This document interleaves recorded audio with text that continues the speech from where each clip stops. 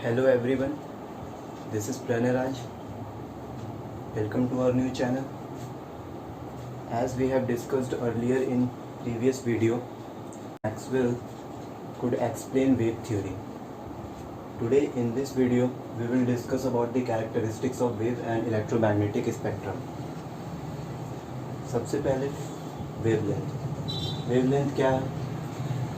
तो the distance travelled bye a wave in one cycle, एक cycle में जितना डिस्टेंस ट्रैवल कर रहा है उसको वेवलेंथ बोलेंगे। या फिर दो क्रेस्ट और दो ट्रफ के बीच का जो डिस्टेंस है उसको हम लोग लैम्डा बोलेंगे, वेवलेंथ। और इस वेवलेंथ को हम लोग लैम्डा से डिनोट करते हैं। ठीक है, फिर से सुनिए। एक वेव मतलब कि एक क्रेस्ट और एक ट्रफ, या फिर दो क्रेस्ट के बीच का डिस्टेंस और दो ट्रफ के बीच के डिस्टेंस को वेवलेंथ कहा जाता है। और इसी वेवलेंथ को हम लोग लैम्डा से डिनोट करते हैं। ठीक है, और वेवलेंथ को हम लोग एंगस्ट्रॉम या नैनोमीटर में मेज़र करते हैं। एंगस्ट्रॉम और नैनोमीटर जो है वो स्मॉलर यूनिट है। 1 एंगस्ट्रॉम इज इक्वल टू 10 का पावर माइनस 10 मीटर होता है। 1 नैनोमीटर इज इक्वल टू 10 का पावर माइनस 9 मीटर होता है।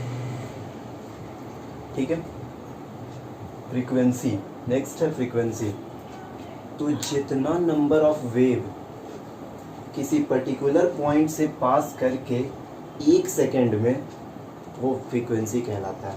मतलब ये कि ये पॉइंट से पास करके वेव जो बना रहा है, जितना नंबर ऑफ वेव बन रहा है किसी पर्टिकुलर पॉइंट से पास करके 1 सेकेंड में, उसको हम फ्रीक्वेंसी बोलेंगे। या दूसरे वर्ड में हम कह सकते हैं number of oscillations in 1 second. मतलब ये कि वेव कितना नंबर ऑफ ऑसिलेशंस आगे बना रहा है उसको फ्रीक्वेंसी बोलेंगे। और in other words the reciprocal of time period is called frequency.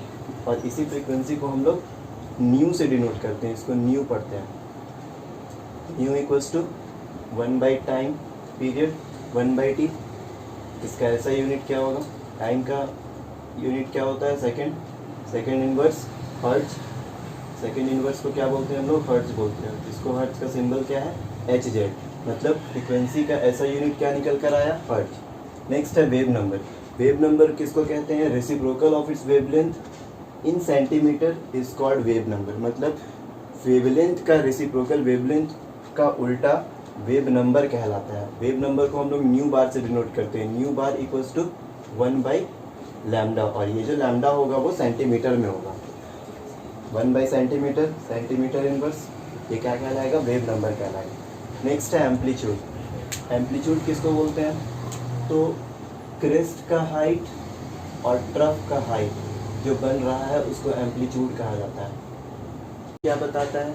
किसी भी रेडिएशन, लाइट या इलेक्ट्रोमैग्नेटिक से निकलने वाला किसी भी रेडिएशन का कितना इंटेंसिटी है वो एम्पलीट्यूड बताने का काम करता है। और उस एम्पलीट्यूड को हम एनर्जी पर यूनिट वॉल्यूम से भी रिप्रेजेंट करते हैं। Next topic is electromagnetic spectrum. जैसा कि प्रीवियस वीडियो में हम लोगों ने देखा था कि मैक्सवेल किस तरीके से वेव थ्योरी को डिफाइन किए थे। उनका कहना था, according to Maxwell, light or any other electromagnetic radiation propagated in the form of waves travels in a particular speed में travel करता है वैक्यूम में। और वो particular speed मैक्सवेल द्वारा कैलकुलेटेड कर लिया गया था। और वो कितना निकल कर आया था? 3 × 10⁸ मीटर पर सेकेंड, जो कि बिल्कुल इक्विवेलेंट था speed of light in vacuum की। यहाँ पर इलेक्ट्रोमैग्नेटिक स्पेक्ट्रम में क्या देखने को मिल रहा है? और उनका ये भी कहना था कि जो वेव एक फॉर्म से दूसरे फॉर्म में ट्रांसफॉर्म कर रहा है, ट्रैवल कर रहा है, उसका पर्टिकुलर वेवलेंथ और फ्रीक्वेंसी होगा। कैरेक्टरिस्टिक्स वेवलेंथ और फ्रीक्वेंसी निकल कर आएगा। इसी चीज़ को हम लोग इलेक्ट्रोमैग्नेटिक स्पेक्ट्रम में देखेंगे। इलेक्ट्रोमैग्नेटिक स्पेक्ट्रम क्या होता है? जब कोई भी लाइट और एनी अदर इलेक्ट्रोमैग्नेटिक रेडिएशन को हम इंक्रीजिंग वेवलेंथ और डिक्रीजिंग फ्रीक्वेंसी के फॉर्म में अरेंज करते हैं तो जो कंप्लीट स्पेक्ट्रम तैयार होता है उसी को इलेक्ट्रोमैग्नेटिक स्पेक्ट्रम कहा जाता है। स्पेक्ट्रम क्या होता है? 7 कलर का जो बैंड है जो स्क्रीन पे फॉर्म होता है उसको स्पेक्ट्रम बोलते हैं। लेकिन इलेक्ट्रोमैग्नेटिक स्पेक्ट्रम में बहुत सारा स्पेक्ट्रम है। इलेक्ट्रोमैग्नेटिक स्पेक्ट्रम में बहुत सारे रीजन्स को डिवाइड किया गया और वो रीजन्स कुछ इस तरह से। फॉर एग्जांपल रेडियो का वेवलेंथ 10 का पावर 5, टेलीविज़न का वेवलेंथ 10 का पावर 3, रडार का वेवलेंथ 10 का पावर 2, माइक्रोवेव का वेवलेंथ 10 का पावर 1, इंफ्रारेड 10 का पावर -3, विजिबल रीजन का 5 × 10 का पावर -5 और विजिबल रीजन से 7 कलर निकल कर आते हैं जो स्पेक्ट्रम तैयार करते हैं, जो वाइट लाइट से फॉर्म होते हैं। और वो क्या है? VIBGYOR, violet, indigo, blue, green, yellow, orange, red. इसका नाम कि वायलेट का वेवलेंथ 3800 से 4300 के बीच में लाई करेगा। इंडिगो का वेवलेंथ 4300 से 4500 के बीच में लाई करेगा एंड सो ऑन। ठीक है। नेक्स्ट, अल्ट्रा वायलेट का कितना होता है वेवलेंथ? 10 का पावर -5। एक्सरेज का कितना होता है वेवलेंथ? 10 का पावर -8। गामा रेज का कितना होता है वेवलेंथ? 10 का पावर -2। इसी तरीके से मैंने फ्रीक्वेंसी को भी कैलकुलेट कर रखा है। इस इलेक्ट्रोमैग्नेटिक स्पेक्ट्रम में फ्रीक्वेंसी को भी इस स्पेक्ट्रम में तैयार किए हुए। 10 का पावर 4 से लेके 10 का पावर 7 रेडियो का वेवलेंथ, रेडियो का फ्रीक्वेंसी पाया जाता है। 10 का पावर 7 से 10 का पावर 8 टेलीविज़न का, 10 का पावर 8 से 10 का पावर 9 रडार का, 10 का पावर 9 से 10 का पावर 12 माइक्रोवेव का फ्रीक्वेंसी पाया जाता है। फॉर एग्जांपल कि रेडियो का फ्रीक्वेंसी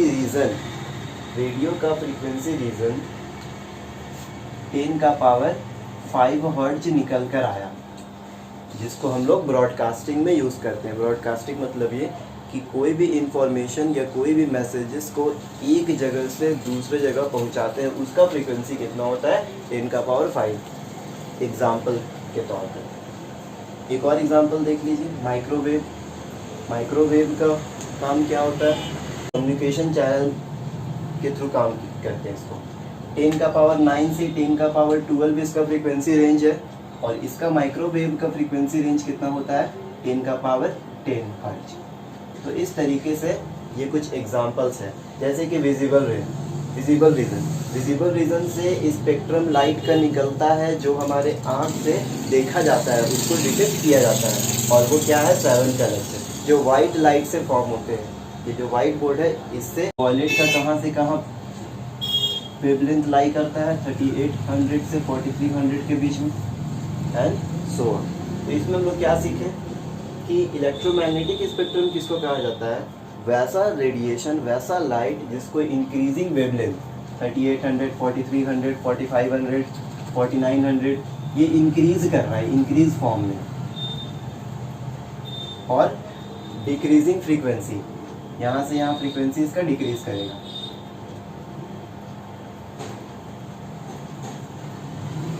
ये डिक्रीजिंग फ्रीक्वेंसी के फॉर्म में। तो इस पैटर्न में एक रीजन को, अलग अलग रीजन्स को सजाया जाता है। इस कंप्लीट स्पेक्ट्रम को इलेक्ट्रोमैग्नेटिक स्पेक्ट्रम कहा जाता है।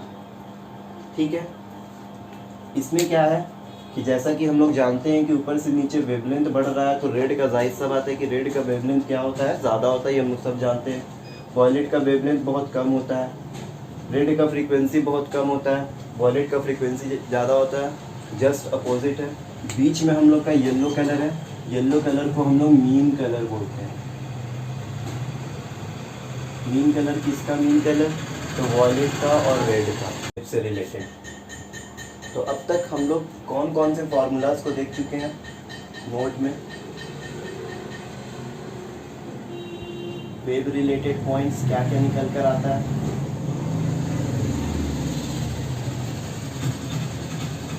C = mu lambda, wave theory के according C = speed of light, mu = frequency, lambda = wavelength.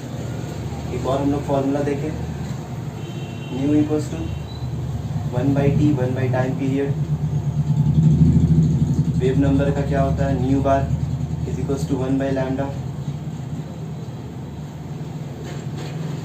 ठीक है। एक और चीज़ बता दूं मैं कि जिस तरीके से ये वेव चल रहा है अभी मैंने बताया कि एक क्रेस्ट और ट्रफ का जो डिस्टेंस होता है वो लैम्डा होता है, या दो ट्रफ या दो क्रेस्ट का जो डिस्टेंस होता है उसको भी लैम्डा कह सकते हैं। तो यहाँ से अगर यहाँ से यहाँ तक का डिस्टेंस लैम्डा है, इसका मतलब यहाँ से यहाँ तक का डिस्टेंस कितना होगा, लैम्डा बाई 2। यहाँ से यहाँ तक का डिस्टेंस कितना होगा, लैम्डा बाई 2।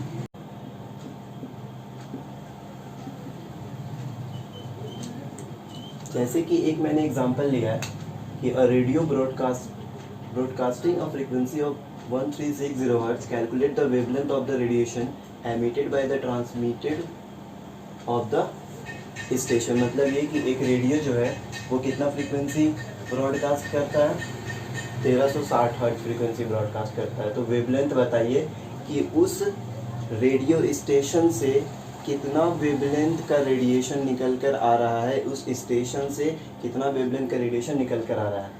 तो जैसा कि हम लोग जानते हैं, as we know that C equals to nu lambda होता है। मेरे को क्या निकालना है, वेवलेंथ। तो लैम्डा इक्वल्स टू क्या हो जाएगा, C बाई न्यू।